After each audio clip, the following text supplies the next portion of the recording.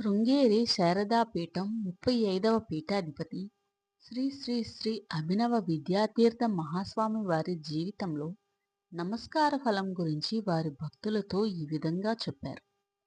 ఒక భక్తుడు దేవునితో ఇలా నివేదించుకుంటున్నాడు. స్వామి, నేను చేసిన 2 తప్పులను క్షమించి కాచు అని సాష్టాంగపడి నమస్కారపూర్వకంగా అంటున్నాడు. 2 తప్పులు ఏమిటంటే, 1, నేను గత జన్మలో నీకు నమస్కారం చేయలేదు. చేసి ఉన్నట్లయితే నాకు ఈ జన్మ ప్రాప్తించేది కాదు. కాబట్టి ఈ జన్మలో నీకు భక్తిపూర్వకంగా నమస్కరించుకుంటున్నాను.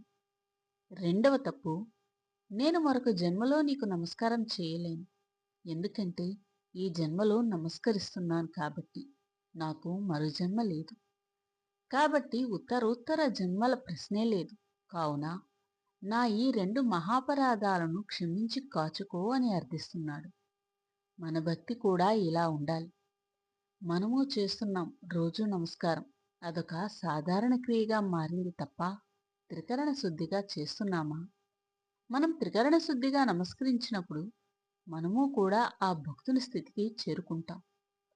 శివభుజంగ స్తోత్రంలో శంకరుల వారు ఇలా అంటారు: నేను పశువు సమానుడిని, నువ్వు పశుపతివి.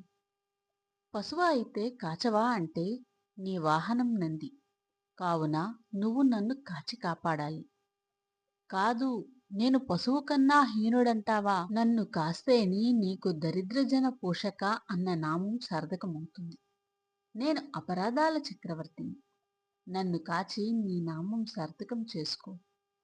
పోని పాపులను నువ్వు కాపాడవా అంటే అత్యంత హేయమైన పనులు చేసిన చంద్రుడిని నువ్వు నెత్తిన పెట్టుకున్నావు. తన భార్యలందరినీ ఒకే మాదిరిగా చూసుకుంటానని మాట ఇచ్చి తప్పి స్వయంగా తన గురుపత్నినే అపహరించిన చంద్రుడు అత్యంత ఘోరమైన తప్పులు చేసినవాడు.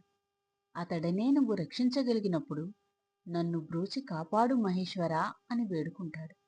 మనం కూడా త్రికరణ శుద్ధిగా ఆయనకు సర్వస్వ శరణాగతి చేసి ఆయనను వేడుకుంటే తప్పక కాపాడతాడు, రక్షిస్తాడు, ఉద్ధరిస్తాడు. తండ్రి, నీవు అనుగ్రహించి దయను చూపి వరమునిస్తే ఏమి కోరుకోను? జీవితాంతము ఆకలి దప్పికల బాధ ఎరుగని జీవితమా? తరతరాలకు తగినంత ఆస్తిపాస్తులు, సొమ్ములు, సౌకర్యాలునా? విలువైన వెలకట్టలేని ఆభరణములా? అనారోగ్యములు, ఆవేదనలు ఎరుగని బతుకునా? కాదు కాదు, కానే కాదు. నీ ఒడిలో సేద తీరే ఒక్క క్షణము, నీ పదములు పట్టుకొనే ఒక్క అవకాశం, నీ పరివారములో నిలిచి ఉండే మహాభాగ్యం, నిరంతరము నీ సేవలో పునీతమయ్యే ఉపాధి, అవి చాలు శివయ్య. ఒక బిడ్డగా నన్ను గుర్తించి నీ సేవలో తరించే అవకాశానికి మించిన వరం ఏముంటుంది? నీ చరణాలను పట్టుకుని వేడుకుంటున్నాను స్వామి.